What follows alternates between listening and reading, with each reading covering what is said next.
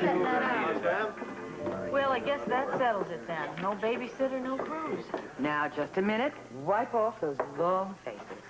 I could only... Haven't you heard? Susan and I are going to have to cancel our trip. Yeah, I've been thinking about that. I had a ball raising Luke and Bobby. I bet I haven't lost my touch. Ruby, are you saying... Why not? You got somebody signed in for the day, I'll sign in for the night. That sounds like a terrific idea. Oh, how about it, Sue? Ruby, are you sure you'd want to spend 2 weeks at my place watching my baby? Laughingly, to get out of that dump I call home, I'd take care of 100 babies for 2 weeks. You're going to have to put up with my popping in for a visit every now and then. I haven't lost my touch with kids either. Oh, come on. We'll just play Grandma and Grandpa, and they'll go off on their cruise. How about it? Oh, you are so wonderful. You saved the day. Not to mention my babysitter. I was going to have to take it back to the store. I'm glad. And Alice and I can go on our cruise after all. Yeah? That's fantastic. How about a beer to celebrate? Waterfront is on the house. I'll trade coffee for beer. You got it. Did I hear somebody mention free beer? You're still in training? I'm not. Well, I'll treat you to a beer after the TV show, all right? Speaking of the TV show, gentlemen, I think we better get a move on. All right. Okay. Listen, you guys, you be careful. Don't say don't worry to me. I won't worry. If you promise, then you won't go too far. Leslie, I'm not going to go out there and bluff that I know who did it. Be very clever. Okay. Oh, go get him tighter. Hey, look who's breaking training now. Come Waiting, on. Doctor. Okay. We'll put on the sweatshirt and come on. We'll be watching. All right, thanks. Thanks. We'll be watching. Break a leg. Here, to the baby.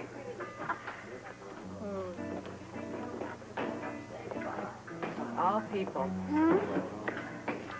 The ever lovely George Dernley. Too bad. I thought today was going to be a nice day. Come on, kid. Buy you beer.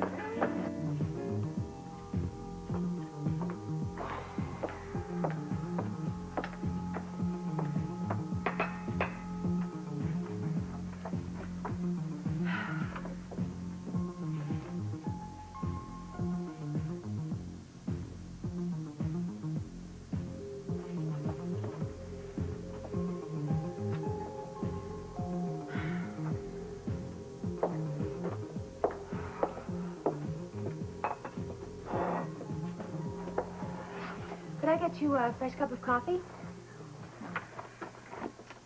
How about a piece of that gorgeous-looking chocolate cake over there?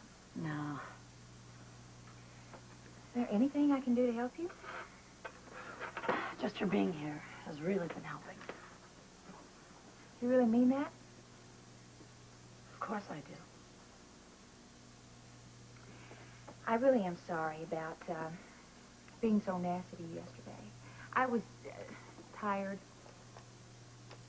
And I really didn't mean what I said about you looking terrible a few minutes ago. I understood what you meant. Well, actually, I really meant it. I just didn't exactly mean it in the way that it came out. That's okay. Well, I guess you realize that you haven't actually been one of my favorite people. Could be just because we're a little bit different. Or a lot different, actually. But I've got something I've been wanting to tell you, and I think probably now's as good a time as any to tell you. Oh, I'm listening. Okay. One day, about, I don't know, 3 or 4 weeks ago, I think, I was sitting in Kelly's with Brian and Claudia. And I just started crying out of the clear blue sky. It had to do with me missing Laura so much and being so upset and very depressed about her. But at that very moment, I thought of you. Why? I think for the very first time, I realized how much you really did worry about Laura. I'm really glad you understand. Well, I want to do anything I can to help. And contrary to what you've seen before, I really am on your side. Thank you, Tiffany. I really mean it. Will you look at this? 2 2 hours to the museum, and they're picking out furniture. Oh, knock it off, you two. Well, just tell us how the plan of yours worked. Brilliantly. He bought every inch of it. Is he back yet? No, nobody's been in or out of the store. That's understandable. We ran all the way. Well, and leaving the ambassador thinking we'd lost what was left of our marbles, I must say. But you pulled off the charade? He believes it, no doubt about it. Well, then David will release Laura soon. Count on it. Look, a great back. And he's carrying a package. Probably bought himself a gift. He's so happy, maybe he went out and got a couple of new crystal balls. Look through the antique window. There's Laura. David! David, what happened? You can relax now. But David, we need to know. Everything checked out fine. Then the information was correct. Absolutely. Spencer convinced the ambassador, and just as you said, not even the guards were aware of it. I hate to tell you, but... I told you, sir. Indeed you did. And if I owe you an apology, it's yours. Your patience with me has been greatly appreciated. Well, then Laura can go now. Of course I can go. In a moment. I don't understand. There's one other matter to take care of first. All right, just as I promised, free hot dogs. What a great proposition. Free hot dogs, especially since you gave us the first round of beer free. There we go. Well, you made us round hot dogs free, but then after that, no more Mrs. Nice Guy. We're gonna exchange cash. See, Dan, I told you this would be better than a picnic. Well, surrounded by lovely ladies, what else can I say? And you know what? I think that man over there must be jealous. Which one is that? One keeps looking this way. George Dernley. Oh, yeah. Hey, Ruby, baby. How's it going, baby? Swell. How about a big kiss for you, Georgie? Come on, a big smackaroo, huh? What? Now, look. Hey, Dan, he ain't worth it. Come on. Sit down. And as for you, knock it off. Mr. Dernley, it must be your lucky day, because I can offer you a free hot dog instead, with the purchase of a beer. Okay, give me one of both. Cash up front. You're a tough piece of meat, Rosie. I just know you too well.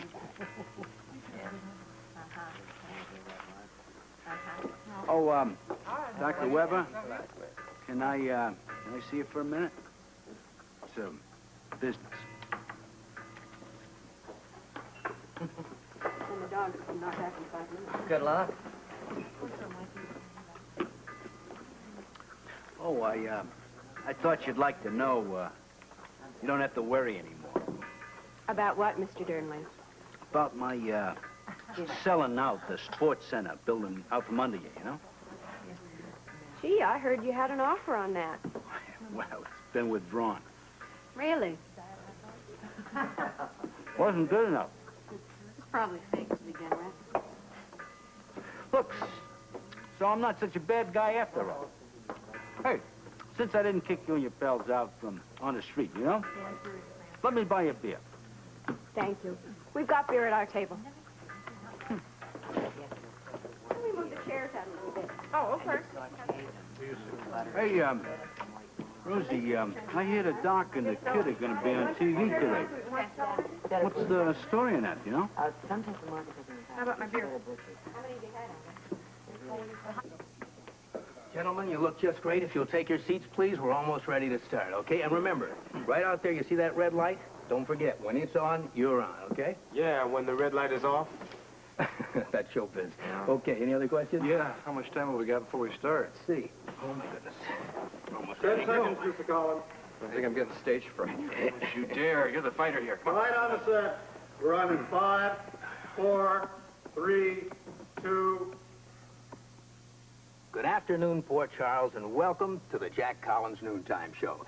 Let's start right off at the top of the hour by introducing 4 gentlemen who are from the Waterfront Sports Center. On my extreme right, Joe Kelly, who's the attorney for the center, and sitting right next to him, of course, is Dr. Rick Weber, and he's the man who started the whole thing. Nice to have you with us, Doctor. Thank you. And over here on my extreme left, a gentleman who is the administrator for the center. And right here, you're looking at the man who took out Cello Chanowski in 3, ladies and gentlemen. Port Charles' own hope for the welterweight championship, the great Johnny Morrissey. Nice to have you with us. Thank you. John, you're a big hero now along the waterfront, but, you know, just a couple of years ago, it was quite a different story, wasn't it? Yeah, that's right. I thought I was out of the ring for good. That was a heart condition, wasn't it? Well, so I was led to believe. But as it turns out, my ticker's just fine. Even though during a major fight you suffered a heart attack? Jack, maybe I can set things straight. That is what appeared to be a heart attack. Well, would you care to elaborate on that, Doctor? Medication caused whatever that was. Well, Johnny's heart was fine then. It's fine now, and we're all very hopeful of his comeback. Speaking of which, ladies and gentlemen, Johnny, you're training right here in Port Charlotte for the big time. Yes, it's Waterfront Sports Center, of course. Thanks to the fundraising and hard work of the Waterfront community. Ladies and gentlemen, despite your training and your hard work, Johnny, your comeback has been tinged with tragedy. I mean, ladies and gentlemen, for you folks who don't know, recently, Johnny Morrissey's manager and trainer, Packy Moore, was brutally murdered on the waterfront. Johnny? What? Yeah, that's right, Jack. Losing Packy like that really tore me apart. I understand he was like a father to you. That's right. Why can't she leave, David? You promised. And in a few moments, I'll keep my word. But first, What? just a little piece of business, strictly between Laura and me. Do you want your privacy, Mr. Gray? If you and Mel wouldn't mind. We'll just go into the back room. I have a better idea. Why don't the two of you have some pie and coffee across the street? A lovely suggestion. Hester, please. Laura, David, and I I don't... won't be very long.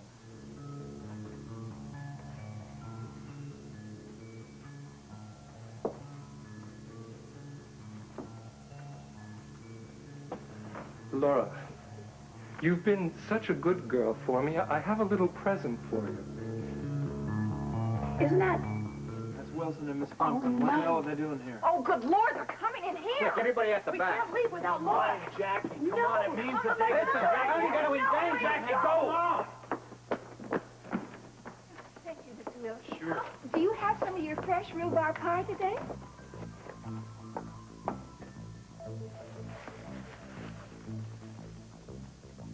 Don't look so frightened, Laura. This is for you.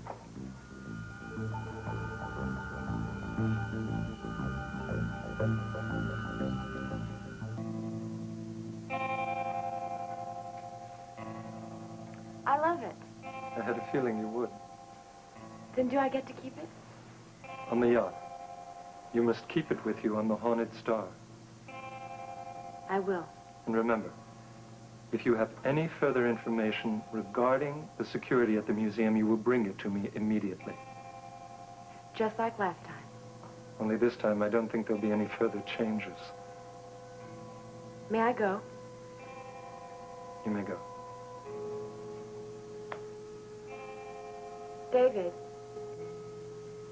thank you for the dog.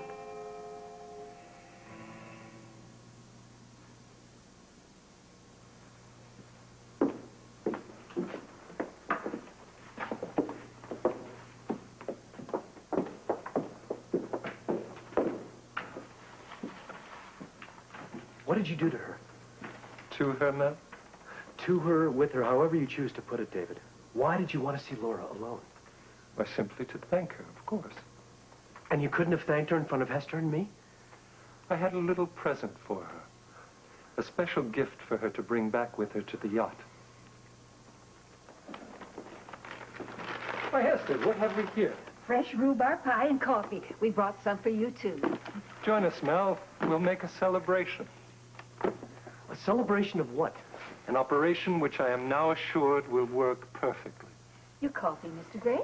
Thank you, Hester. You really are a dear. Unfortunately, I won't be seeing you after Friday. But my gift remains. The shop's inventory and all the profits from the sale are yours. Working for you is a dream. You do agree, don't you, Mel? What's that, David? Working for me has been a dream. Hasn't it?